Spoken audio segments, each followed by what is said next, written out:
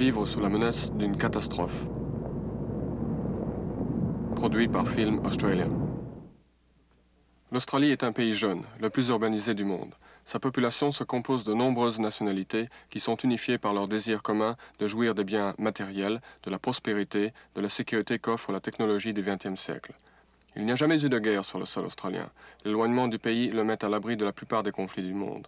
En général, on vit au soleil, en pleine sécurité. Mais il peut venir de mauvais jours, car toutes les régions de l'Australie et leurs habitants sont sujets à toutes sortes de catastrophes naturelles.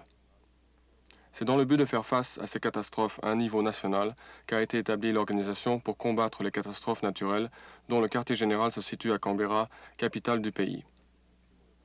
Le général Stretton, directeur de l'organisation, a exprimé le point de vue suivant sur la vulnérabilité de l'Australie. L'histoire de l'Australie est ponctuée d'une variété de désastres, cyclones, inondations, incendies qui ravagent la brousse et les forêts, périodes d'extrême sécheresse et même des tremblements de terre. Un des pires cyclones a frappé la région au nord de Cairns à la fin du 19e siècle. 300 personnes y ont perdu la vie. Les feux de brousse représentent un danger toujours possible. En 1967, 7500 personnes ont perdu leur demeure et les dégâts se sont montés à plus de 50 millions de dollars américains. Dans la région occidentale, les catastrophes naturelles prennent la forme de cyclones et de tremblements de terre. En 1968, la ville de Meckering a subi de graves dégâts lors d'un tremblement de terre. En 1967-68, la sécheresse dans l'Australie de l'Est a causé des pertes se montant à plus d'1 milliard de dollars américains.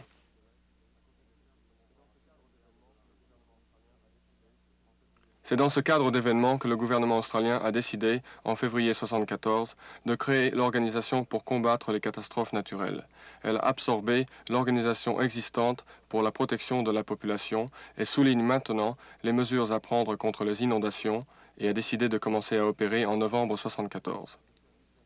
C'est la veille de Noël 1974.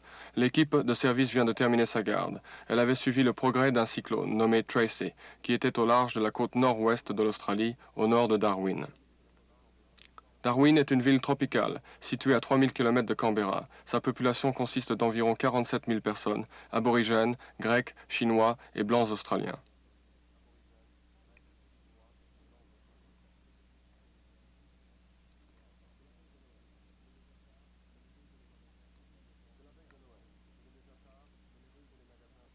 C'est la veille de Noël. Il est déjà tard, mais les rues et les magasins sont pleins de gens qui font leurs derniers achats. À la radio, un bulletin d'information a mis la population en garde contre le cyclone qui approchait. Mais les cyclones passent souvent à côté de Darwin. Le vent soufflait de la mer de Timor. D'épais nuages s'étaient formés et la pluie a commencé à tomber, chassant la foule qui est rentrée en hâte célébrer Noël à la maison. Mais le cyclone Tracy n'a pas évité Darwin. Il a viré vers le sud-est et a poursuivi sa route en plein sur la ville. Le centre de l'ouragan s'est concentré. Peu après minuit, un vent fort et destructeur a déferlé sur Darwin. Pendant les 4 heures qui suivent, aucune communication avec le monde extérieur. À 4h20, heure de Darwin, 6h20 à Canberra, on a reçu un coup de téléphone du bureau météorologique de Perth, qui avait été branché sur la ligne privée du directeur.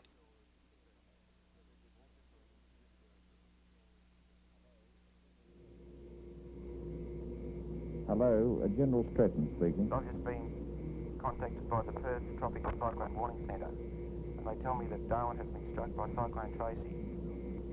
Are there any casualties? Il fut informé que Darwin avait été frappé par un cyclone, le cyclone Tracy. Le général Stretton a téléphoné immédiatement au commissariat de police de Darwin. Après cette conversation, tous les téléphones et autres moyens de communication devinrent muets. Il a donc fallu prendre toutes les décisions en fonction de ces seules conversations téléphoniques. Tout allait de plus en plus vite. Quand le jour se leva dans les rues vides de Canberra, quelques personnes savaient déjà qu'il se passait quelque chose d'épouvantable à Darwin, à 3000 km de distance.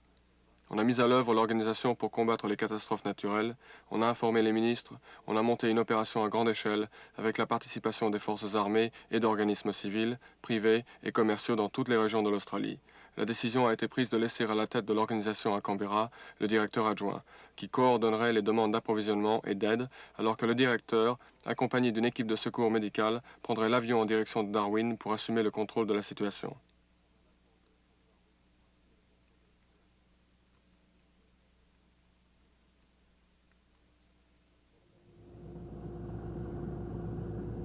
What about power? Well, we've got aircraft going up there? There must be some aircraft engines that are working. Ils sont passés par Mackay pour prendre le ministre fédéral pour l'Australie du Nord, le Dr Rex Patterson, et puis par Mount Isa pour prendre des médicaments supplémentaires. À Mount Isa, ils ont quitté leur avion pour monter à bord d'un Hercules de l'aviation australienne. On jugeait essentiel que le contrôle reste entre les mains d'un seul homme, et pendant le vol, on s'est mis d'accord pour que le général Stratton, directeur de l'OCCN, prenne le commandement général de la situation. À Darwin, la piste d'atterrissage ne fut illuminée que par 2 feux de signalisation et les phares d'une voiture. On a atterri à l'aide du radar.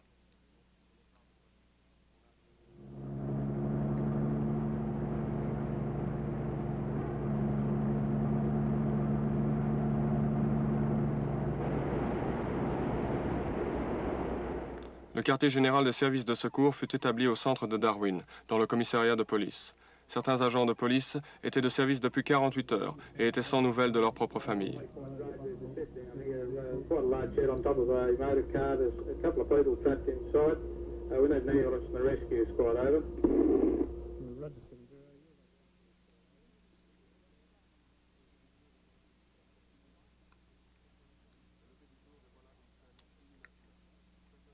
Le lever du jour dévoila une scène inimaginable. Stratton vit ce qu'avaient vu les gens de Darwin 24 heures auparavant.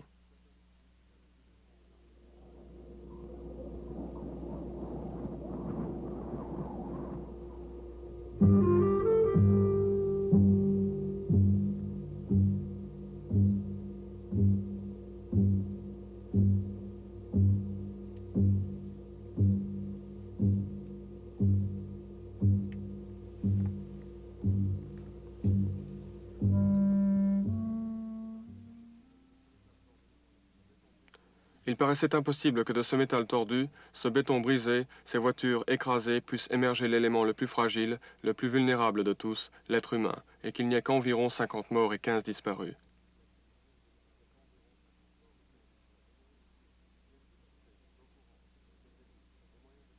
L'électricité, l'eau courante, les égouts, les moyens de communication, tout avait disparu. L'état des rues interdisait la circulation. Les comestibles stockés dans les frigidaires pour Noël allaient pourrir dans quelques heures. Il n'y avait pas de refuge, de nourriture ou d'eau. Et une épidémie pouvait sévir à tout instant. Pour ceux qui étaient présents à ce moment-là, il ne semblait y avoir qu'une solution, l'évacuation en masse. Des comités locaux se sont formés et ont dressé, avec le général Stratton et le docteur Patterson, le bilan des priorités.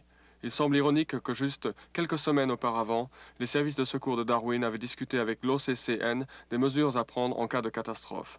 Le 26 décembre, les communications entre Darwin et l'OCCN ont été rétablies et les demandes de ressources ont commencé à arriver pour être triées et distribuées parmi les ministères, les organismes commerciaux et privés partout dans l'Australie.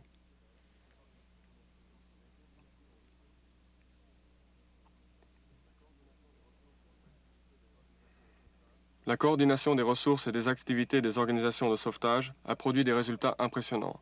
Les choses dont on avait le besoin le plus urgent allaient de générateurs d'électricité aux aliments pour bébés. De toutes les sources, d'énormes quantités de denrées commençaient à arriver à Darwin. Les avions civils et militaires se sont joints pour évacuer la population. Durant les premiers 7 jours, 35 362 personnes ont quitté Darwin par avion et par route. Le gouvernement australien a pris la responsabilité des billets d'avion aller-retour, du carburant, des pièces de rechange, des provisions pour ceux qui voyageaient en voiture, ainsi que de l'argent de poche à l'arrivée. Les victimes de désastres ont été dispersées un peu partout et l'efficacité des services de réception dans les différentes villes variait beaucoup.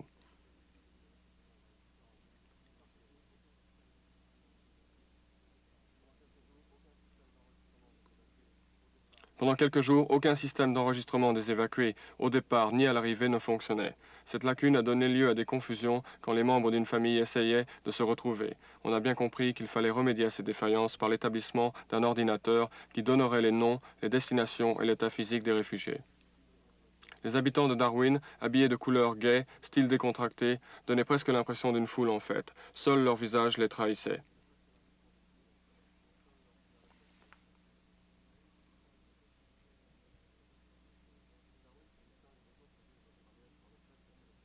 Darwin se distingue des autres villes australiennes par le fait que c'est le seul grand centre de population, à part Canberra, qui est administré directement par le gouvernement fédéral. En plus, un pourcentage très élevé d'employés consiste de fonctionnaires dont le destin dépend de Canberra.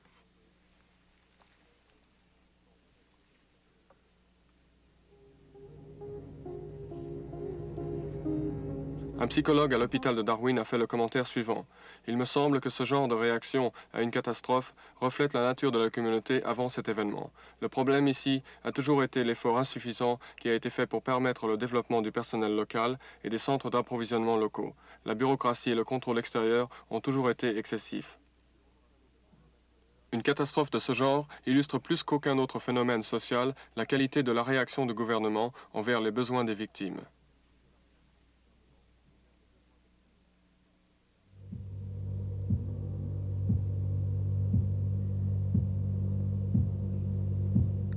Nous allons maintenant quitter Darwin, que nous revisiterons 9 mois après le cyclone. Entre-temps, nous allons considérer 2 autres catastrophes qui ont frappé des communautés qui, elles, ont une longue tradition de gouvernement et local et central. Au mois de février 67, en Tasmanie, État au sud du continent, la brousse a pris feu et l'incendie a balayé cette île. Un nuage de fumée noire a atteint une hauteur de 2 km au-dessus de la capitale, Hobart. Aucun contact avec le continent n'était possible. Les flammes ont laissé au passage 62 morts brûlés, 7500 personnes sans demeure, le chiffre global des dégâts étant de plus de 50 millions de dollars américains. Hugh de Vreeland, assistant social de beaucoup d'expérience, a étudié à fond les suites de l'incendie en Tasmanie. Il était très conscient que cette catastrophe résulterait une souffrance humaine intense, mais il croyait aussi que la réaction typique du gouvernement serait de clore l'opération de secours une fois la distribution d'argent, de nourriture et de vêtements terminée. Il voulait éveiller la communauté, la rendre consciente de son obligation à long terme envers les victimes qui auraient besoin, et ce sont ses propres mots, d'aide particulière compétente sur le plan personnel, telle que ne peuvent probablement la fournir que des assistants sociaux professionnels.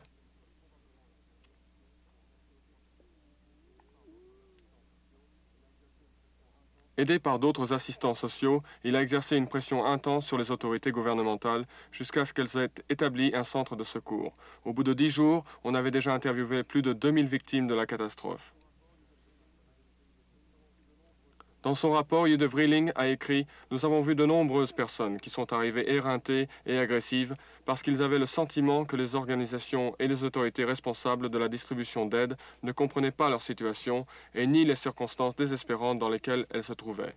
Dans bien des cas, ces personnes, après avoir discuté leurs problèmes avec les assistants sociaux, se sont mis à planifier de façon constructive et positive leur propre rééducation et le retour à la vie normale. » Une fois les premiers jours passés, il devint clair que les problèmes auxquels le centre faisait face étaient beaucoup plus complexes que l'on ne l'avait pensé, et que bien des victimes de l'incendie avaient besoin d'appui personnel à long terme. Après maintes manœuvres politiques et du travail acharné, l'Organisation pour le secours aux victimes d'incendie s'est établie. Elle se composait de volontaires, d'assistants sociaux professionnels, de psychologues, d'administrateurs, et elle accordait leur juste importance aux services de conseil compétents qui seraient capables de remonter le moral de la victime au point où celle-ci pouvait formuler un plan d'action positif. Hugh de Vreeling et ses alliés ont eu l'appui influençable du ministre de la Santé de l'État pour obtenir une extension d'1 année dans le but de réaliser ces objectifs. L'organisation a soumis son rapport en octobre 67. À cette date, elle s'était occupée de 3265 cas et avait décelé environ 300 victimes ayant besoin d'aide qui n'avaient pas revendiqué leurs droits. La conclusion primordiale du rapport est que les catastrophes affectent en premier lieu des personnes. Les biens matériels n'occupent qu'une place secondaire. Il exprime le sentiment qu'il faut se consacrer plus à l'état émotionnel des victimes et que les assistants sociaux devraient former partie intégrante de toute organisation s'occupant de catastrophes, entrant en action dès les tout premiers jours et continuant dans certains cas pendant des années. S'il est vrai qu'aucune action gouvernementale spécifique n'a pris en compte les leçons apprises des incendies en Tasmanie, l'expérience sociale gagnée devait néanmoins influencer les assistants sociaux travaillant sur les lieux d'une autre catastrophe majeure, les inondations à Brisbane, 3e capitale australienne par ordre d'importance. C'est au petit matin du dimanche 27 janvier 1974 que les inondations provenant de la rivière Brisbane ont pris des proportions extrêmement graves. À midi, pourtant, un service de secours social était déjà en opération. Une cinquantaine d'assistants sociaux et de volontaires, avec et sans formation professionnelle, sont venus des autres États apporter leur aide. Il devint tout de suite évident qu'il fallait au moins une source centrale de renseignements sur les allocations, les services et les ressources matérielles dont pouvaient bénéficier les victimes de l'inondation. Le comité de secours aux sinistrés de Queensland a été formé pour coordonner et diriger les services professionnels de secours aux victimes de l'inondation à Brisbane pendant le processus de rétablissement suivant le sinistre. Le centre de renseignement a été établi pour recueillir noms et adresses à l'usage du personnel sur les lieux, permettant à celui-ci de diriger les sinistrés vers l'organisation compétente en matière de secours, finances ou de conseils sur la revendication des droits. Son comité directeur a dit « Tout notre personnel se sentait inutile parce que, malgré tous nos efforts, certaines familles vivent dans la misère à la suite de la submersion de leur foyer et de leurs efforts pour remplacer ce qu'ils ont perdu. Ils doivent payer l'hypothèque sur leur maison maintenant ruinée ou inexistante et en plus, ils doivent acheter une nouvelle maison. »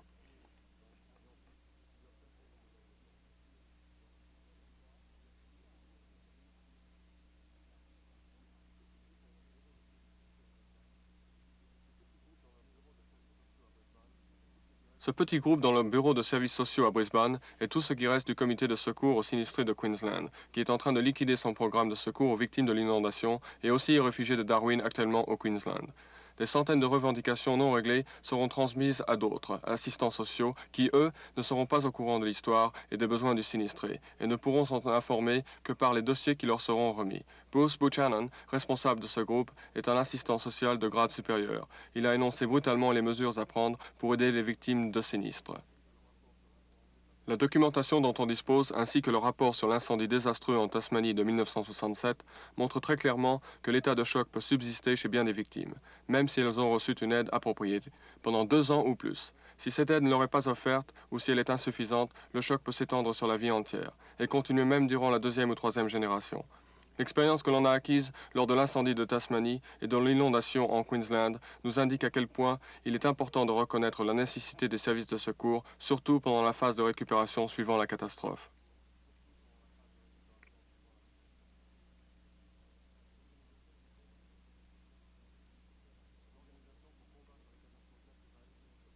L'Organisation pour combattre les catastrophes naturelles peut faire appel à d'énormes ressources matérielles et financières pour une œuvre de sauvetage qui, normalement, ne dure que peu de temps, 8 jours par exemple à Darwin, suivi d'une période de clôture. Les besoins sociaux et humains des victimes, comme le dit Bruce Buchanan, persistent pendant des années.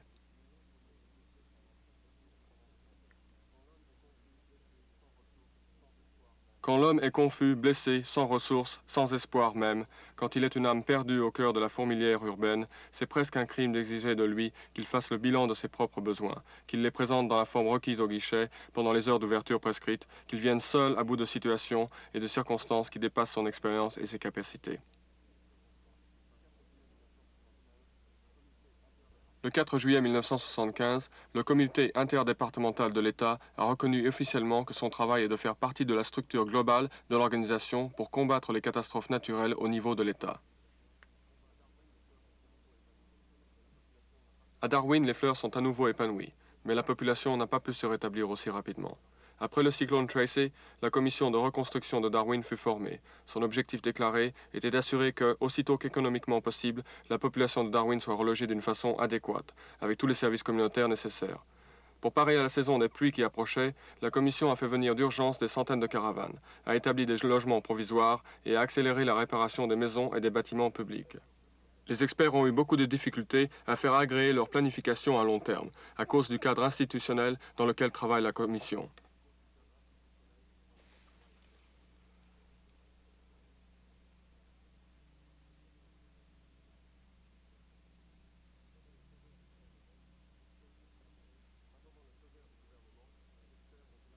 En attendant le feu vert du gouvernement, les experts ont élaboré diverses options pour une cité tropicale anticyclone. Ces options furent soumises aux résidents qui objectèrent énergiquement. La commission, reconnaissant les objections soulevées contre les premiers plans, a émis une 2e série de directives. Dans une analyse des recommandations, la commission a dit « La crainte exprimée par les personnes interviewées résultait de leur impuissance de faire incorporer leurs objectifs et leurs idées dans le planning de leur environnement futur. Le problème résidait dans le fait que de critiquer, choisir ou accepter des plans complets, même avec option, leur semblait dénué de sens, car la majorité d'entre eux seraient incapables de présenter clairement leurs objections, et qu'il serait trop tard pour discuter le pourquoi et le comment des décisions prises. Par conséquent, ils craignent d'être forcés d'accepter une situation qui aura été créée sans leur participation. L'expérience de la commission est que la réaction classique d'installer dans la commission 3 résidents délégués ne répondait pas aux besoins psychologiques des sinistrés ou ne leur donnait pas le sentiment de participer aux décisions.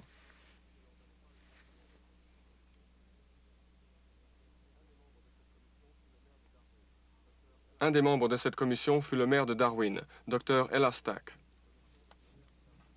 C'est la tension continue qui fait craquer les gens.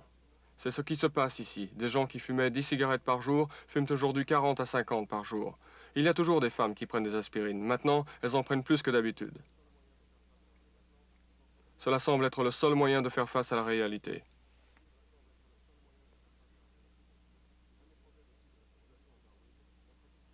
Un des projets d'étude de la situation à Darwin, entrepris sous l'égide du gouvernement australien, a eu lieu à l'université de Queensland, présidé par le professeur Edna Chamberlain. Entre autres choses, ils se sont penchés sur l'évacuation de la majorité des habitants de Darwin, mesure dont on a contesté par la suite la nécessité. Les évacués ne pouvaient pas obtenir de renseignements adéquats sur la situation à Darwin, sur les remboursements d'assurance auxquels ils avaient droit, sur d'autres problèmes urgents. S'il n'y avait pas eu le système national d'enregistrement, les autorités auraient eu du mal à repérer ces gens et à maintenir le contact avec eux. Les sinistrés, qui cherchaient à se renseigner, recevaient des différents services des réponses contradictoires. Comment pouvaient-ils préparer leur avenir à long terme? Ils étaient contrecarrés partout. Un des impératifs sociaux et psychologiques aurait été de les faire participer personnellement aux décisions sur l'avenir de leur communauté.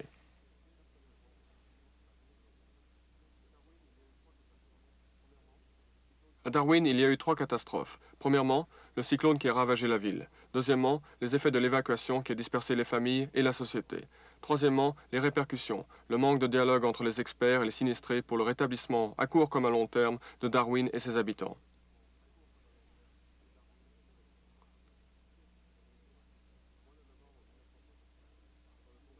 Au mois de novembre 1975, pendant le tournage de ce film, une conférence, première de son genre, a eu lieu au siège de l'Organisation pour combattre les catastrophes naturelles, à laquelle ont assisté des représentants d'organisations d'assistance sociale de l'Australie entière. Les discussions ont traité les effets sociaux des catastrophes et la nécessité de coordonner les agences nationales et provinciales, ainsi que les autres organisations intéressées, afin qu'elles puissent travailler avec l'OCCN, non seulement pour affronter la crise immédiate, mais aussi pour établir les bases d'une organisation d'aide nationale aux sinistrés. Des groupes dans tous les États d'Australie s'occuperaient du rétablissement à court comme à long terme des sinistrés. On espère qu'à l'avenir, cette organisation pourra fournir aux sinistrés des renseignements adéquats, coordonner l'action de toutes les organisations d'assistance sociale intéressées, établir et définir clairement les tâches de ces organisations, y compris l'enregistrement des sinistrés, les déclarations, les droits et l'aide disponible. Les branches multiples sociales de l'assistance sociale au traitement psychologique du choc ont un rôle à jouer dès que la catastrophe a eu lieu. Cela ne suffit pas de les faire venir quand la police, l'armée et le personnel de défense civile ont pour ainsi dire terminé leurs tâches. La souffrance humaine et les besoins affectifs qui en découlent se font sentir dès le début. Il faut que le personnel professionnel responsable soit là dès le début aussi, et qu'il reste en place pour diriger le rétablissement et la rééducation. Nous sommes en train d'apprendre que les remèdes aux besoins des sinistrés doivent être formulés par la communauté atteinte et exprimés au gouvernement par l'intermédiaire d'un personnel professionnel. L'Australie a une courte histoire connue de catastrophes naturelles, mais donne enfin priorité aux besoins humains.